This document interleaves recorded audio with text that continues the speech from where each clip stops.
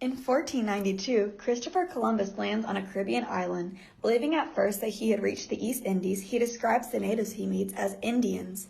On his first day, he orders 6 natives to be seized as servants. Columbus and his crew noticed that the gold that the Arawaks were wearing, and forced them to give him their gold, threatening to chop off their hands if they did not comply. Under terra nullius, or no one's land, explorers were able to legally take land without people on it or people who did not have the same views on religion or customs as the explorers. Natives were the exception to owning lands in these times. When they still refused to leave, armed conflicts would begin to arise. Historians have estimated about 19.5 million acres of land have been taken from just one of the Native American tribes. The Europeans exterminated more than half of the 500 nations of indigenous people in the Americas. Illness brought by the European settlers also contributed to the large amount of deaths to the natives. Colonist relationships took a turn for the worse after the death of John Oldham. He was killed by the Narragansetts in the outrage over the smallpox disease, wiping out over 700 of their people. Native women who owned property maintained control of it regardless of their marital status. Women elders in tribes also often had power to select tribe leaders and voiced in on important decisions.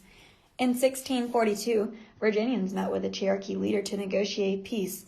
Upon arrival, the Cherokee leader noticed that there were no women brought by the colonists and refused to negotiate because the colonists, quote, did not have half of their people.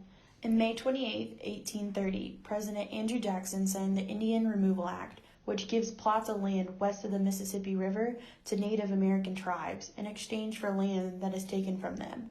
This removal was called the Trail of Tears. He signs this act even after the Supreme Court sided with the natives on their claims to Georgia land. More than 5,000 Cherokee died as a result of the journey, the series of relocations of Native American tribes and their hardship.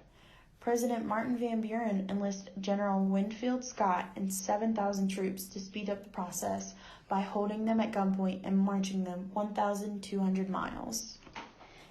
1851, Congress passed the Indian Appropriations Act, creating the Indian Reservation System.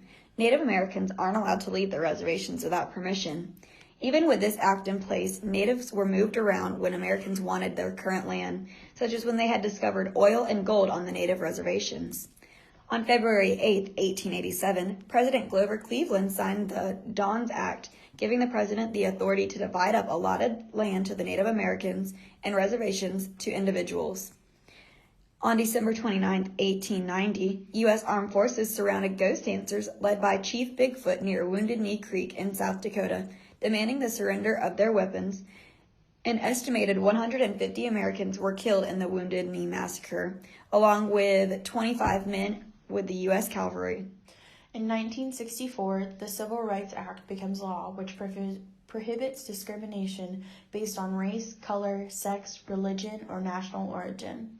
As a result, in 1972, the Indian Education Act becomes a law and established a comprehensive approach to meeting the unique needs of American Indian and Alaska Native students. In 1979, Native Americans began owning and building casinos to help individual members gain financial status once again. The consequence of this was the new stereotype that came along of the casino Indian. The earning of profits from casinos have brought about 3 goals the natives have set for themselves: maintaining Indian sovereignty, lobby the regulatory body in their state to implement policies favorable to the increase of profits from gaming operations, and using the profits to regain the land that is rightfully theirs.